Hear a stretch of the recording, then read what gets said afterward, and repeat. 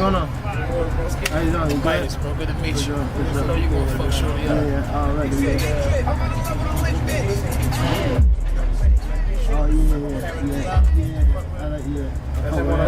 Alright. That's what it is. Oh, for real? Reverse. Alright. Name Fatty. What up? How you doing? You good? What's up, bro? Yeah. Now, one. Move your head. There you go. Faster, faster, faster. Faster, faster. Mucho, mucho, mucho. Mide un poquito. Defense, defense. Uppercuts, uppercuts, uppercuts, uppercuts. There you go. Uppercuts. Number one. Yeah, definitely jet lag, man. Felt my legs were a little tired. Everything was tired, you know. And even when you don't want to work, you gotta work. You know what I mean? So maybe or maybe not, but 9 out of 10, he ain't go to the gym today. So I'm definitely ahead of him. So I pushed through it. That's my motivation, just proving that I'm better than the next person. If I see something that I say I need to work on or they bash me about it, I'll be like, okay, go to the gym, work on it, and then I show them the next fight. I think Gervonta will stop him on the next fight. My opinion, you know, he's super smart. He's getting better and better and better. You know, we seen what happened with Rolly, and you know, he's just a fucking animal. He's a monster. Stop everything you're doing right now and brace yourself because a nuclear bomb just went off in the boxing world. The savage knockout artist, Gervonta "Tank" Davis, is officially back in the gym, but the person standing in his corner is sending absolute shockwaves through the entire industry. In a move that no one saw coming, Tank has officially joined forces with the legendary and hyper-controversial Jose Benavidez Sr. This isn't just some minor coaching adjustment. We're talking about a total seismic shift that could rewrite the history of the lightweight division. Benavidez Sr. is the mastermind who built the Mexican monster David Benavidez into a terrifying force of nature. Seeing Tank Davis, already the most dangerous man at 135, said that Gervonta "Tank" Davis is now,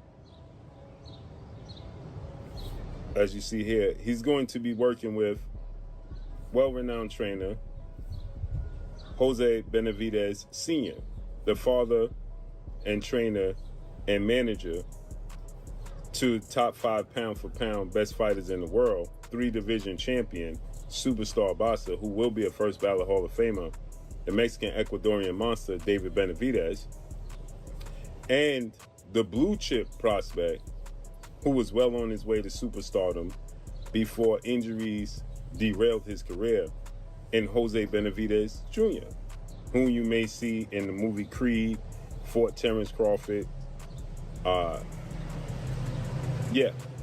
Jamal Charlo.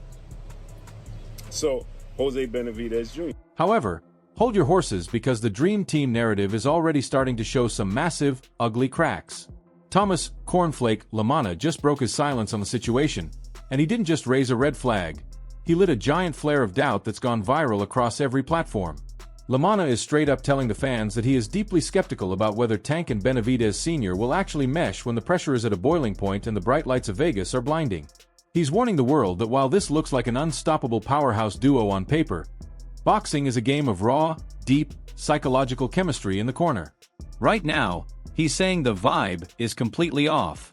He's hinting that I also saw on social media today, I think on Mo Boxing or Mo, whatever it's called, that he's going to train with Jose Benavidez. Yeah. Is that a good fit from a boxing standpoint? Yeah, I don't know. Yeah, it's like... No? I mean, First impression, that's your first impression, right? Could be wrong. I don't... By the way, so... okay, how do I say it? It's a thing where a fighter and a trainer mesh. The real juice, however, is what's happening in the shadows behind the scenes, and the speculation is getting darker by the minute. LaManna is out here suggesting that the fallout between Tank and his longtime father figure, Calvin Ford, was way messier and more personal than any of us realized. We are talking about whispers of deep-seated disagreements and perhaps even Ford's refusal to get his hands dirty in certain behind-the-scenes matters that Tank wanted handled his way. But here is the spicy part that has everyone talking. LaManna thinks Benavidez Sr. is actually the complete wrong replacement. He boldly suggested that if Tank really wanted to evolve into an unstoppable, untouchable god of the ring, he should have signed up with someone like Had some weird maybe they split. Maybe Calvin didn't like what he was hearing, what was going on, and maybe personally he didn't want to be involved with it. I don't know. I'm speculating crazy, so let me just, I want to dead all that. I damn sure don't think Jose Benavidez is a good fit. If you're going to switch, man, you go to the fucking Robert Garcia. Even the legends of the game are scratching their heads and losing their minds over this one. Former world champ Shawn Porter and his panel of experts dived headfirst into the rumors, questioning if this duo is a match made in heaven or a collision course for a total disaster. Porter raised a chilling point. Benavidez Sr. specializes in that high-octane, Mexican-style relentless pressure, which might actually be the exact fire Tank needs to unleash absolute hell on his opponents. But they also noted a terrifying similarity. Benavidez's nomadic, on-the-road lifestyle perfectly mirrors Tank's own chaotic energy and his never-ending string of legal distractions. They are basically... But can Jose Benavidez coach a co-main event and a main event? What happens when that happens? Jose training Tank. Jose's training Tank. That's the rumor. How y'all feel about that? How does that work? I'm not sure if that's a great matchup. I feel like there's some comfort there. Is that what it is? I feel like that's what it is. I feel like there's some. They comfort both there. killers. He's down in Florida, if I'm not mistaken. Miami, yeah. It's Washington, Yeah, he's between Seattle, Washington, Florida, Arizona, Yeah. Vegas. Yeah. He be everywhere. Yeah. Yeah. Which might match the lifestyle of Gervonta Davis, you know. Yeah. Surprising to see it. I think. But I feel like he's comfortable with Jose, and just telling y'all what I know. Sometimes that's all it takes. The internet is literally on fire right now because Tank Davis has officially entered a scorched earth social media rampage. A top boxing analyst just confirmed that Tank is actively hunting and calling out every single big name in the business. Shakur Stevenson, Devin Haney, and Richardson Hitchens are all officially in his crosshairs. And for the skeptics, yes, it's 100% really him behind the keyboard. Massive stars like Clarissa Shields, Shakur, and even Bill Haney are firing back in real time, proving those unverified posts are coming straight from the source. But things got incredibly disrespectful and deeply personal when Tank used a photo of the GWOAT, Clarissa Shields, as his profile pic, mockingly calling her a dog face. When she demanded to know why he was using her face, Tank fired back with a savage insult, saying he just... Tank Davis is calling out Shakur Stevenson, Devin Haney, etc., etc. Richardson Hitchens. They're all going back and forth. It's verified this is his account, right? It don't have the verified check mark, but everybody else is verified that's responding. They wouldn't respond to him if it was a fake account, if it wasn't him. You got Clarissa Shields responding to him, her verified account. Shakur Stevenson, Devin Haney, Bill Haney,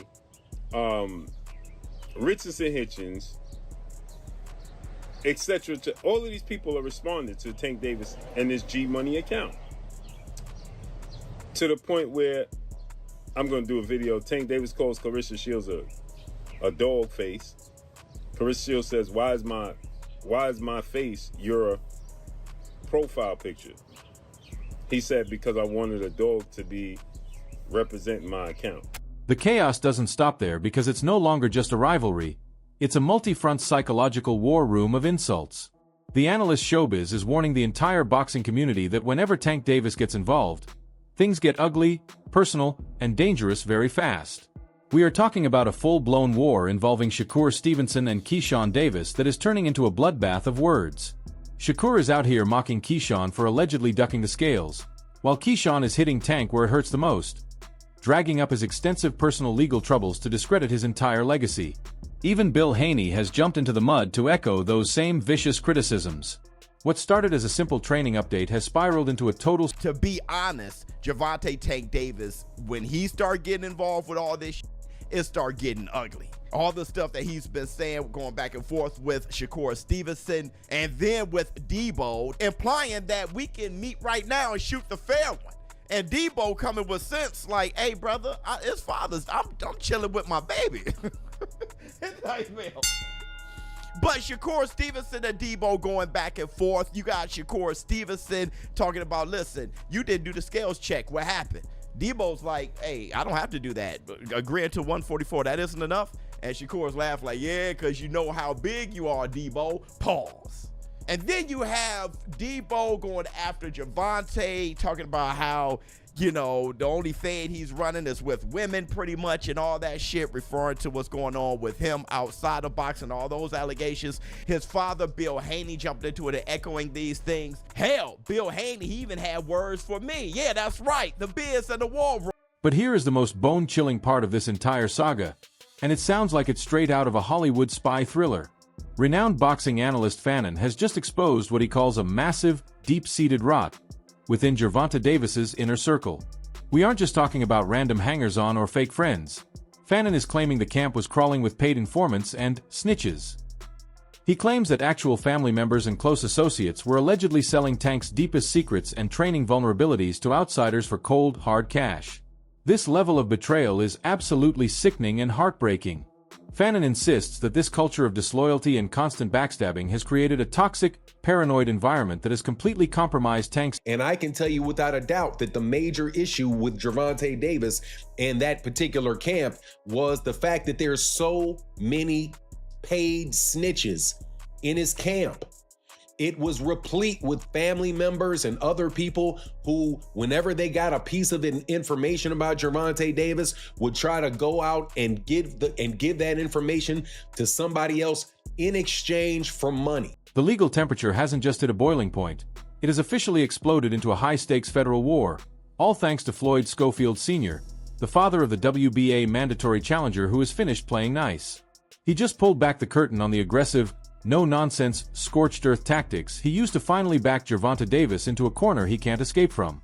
After meticulously digging through the WBA's own complex rulebooks, Schofield Sr. uncovered a massive loophole. Tank was legally mandated to defend his world title within a strict 9-month window, a rule the powers that be were conveniently trying to sweep under the rug. When the WBA attempted to look the other way, Schofield didn't just file a complaint. He went absolutely nuclear and took the entire fight to federal court. He was prepared to sue the entire because if the promoters got 28 days to make the fight or go into purse bid.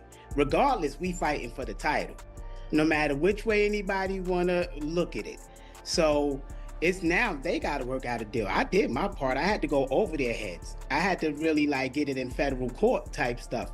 So what did you do? What did you do to kind of force that to happen? I mean, did it not happen naturally, or did you actually have to take some steps? No, we had to take steps from the bylaws. First, I read their bylaws. I knew what the WBA, what they had to abide by federally, what they had to abide by.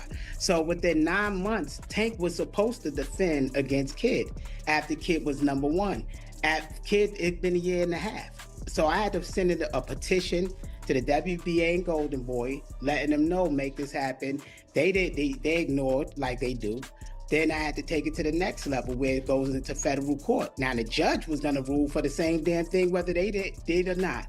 And then I could have sued the WBA for not mandating the fight because now you violated the law. That same raw, unfiltered frustration exploded across social media when Kid Austin himself took to X to drop some serious, high-level shade, openly questioning if the PBC even has enough money left in the vault to make this fight a reality. He didn't hold back a single punch, pointing out that for over a year, Tank's team has utilized every legal loophole, every ducking excuse, and every administrative trick in the book to avoid him, all while Tank miraculously found a way to fight Lamont Roach instead. For Schofield, the million-dollar question isn't about the rules anymore. It's a question of whether the other side is actually stone-cold broke. He posted a shushing face emoji that sent the internet into a frenzy, mockingly asking if the PBC is going out of business and laughing at their sudden, desperate reliance on legal routes to dodge a real, hungry challenger. Even the industry heavyweights, Max Kellerman and Mike Coppinger, are deeply divided on the outcome. Kellerman is... It's a really interesting fight because, again... I don't think that fight happens, by the way. I don't think Tank wants Schofield. Why would he? If you're Tank, we're talking about in the last segment how careful they've been with his career. You want to jump in with a young, hungry, undefeated contender with talent? That's fair, Max, but I will say is that Tank has shown an affinity for the titles, for whatever that's worth. He has shown an affinity for them. He's been with the WBA and aligned with them for a long time now. So either he's going to fight him or give up the title. Max Kellerman isn't just talking about a regular championship fight. He's talking about a Mount Rushmore-level clash that the boxing world is being systematically robbed of. He drew a powerful heavy-hitting comparison between a potential Shakur Stevenson versus Gervonta Davis fight and the legendary, era-defining wars like Ali versus Frazier, Mayweather versus Pacquiao, and Leonard versus Hagler. These aren't just boxing matches. These are the cultural moments that define entire generations of human history. Kellerman believes that just a few years ago, this matchup was destined to be a global phenomenon that would stop the world. But he's calling out Tank Davis for never appearing fully committed to the grueling grind of making it a reality. Meanwhile, Shakur Stevenson hasn't waited around for permission. He's been busy hunting lions, stacking his resume. I think in an era when the dust settles, Ali is in this corner, Frazier's in that corner. They're in the winner's bracket. Mayweather's in this corner, Pacquiao's in this corner. Sugar Ray Leonard's in this corner, Marvin Hagler's in that corner. That's a real super fight. A couple years ago, the sense people had is that the winner's bracket fight was going to be Shakur versus Tank Davis. Tank never seemed particularly interested in making it happen. But since then, Shakur has ascended and now would seem to offer Tank a bigger reward for the risk than used to be the case.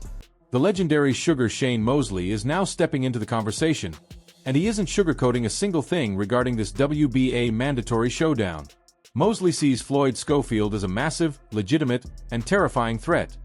A young, hungry, and hyperactive lion who is ready to pounce on a potentially distracted and unfocused Tank Davis. While Mosley admits he has nothing but the highest respect for Davis's warrior heart and his undeniable, explosive fighting spirit, he is openly and loudly questioning if Tank's messy personal life, constant legal dramas, and social media wars have left him wide open for a devastating knockout. In Mosley's expert view, the younger, laser-focused fighter who lives in the gym usually wins the... Even the WBA, Floyd Schofield is mandated to fight Gervonta Tank Davis. Intense negotiations are going on. I mean, what's your thoughts on that fight?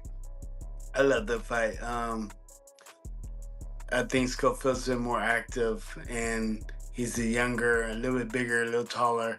I think he's gonna give Tank a lot of problems. Yeah? Yeah. He's gonna take some problems. I like Tank too, but Tank he's been all over the place. His mentals, I don't think is all the way there. You know, he got a lot of girl problems and this problem, that problem. Yeah, I have to lean with Schofield, but Tank is about. I like Tank.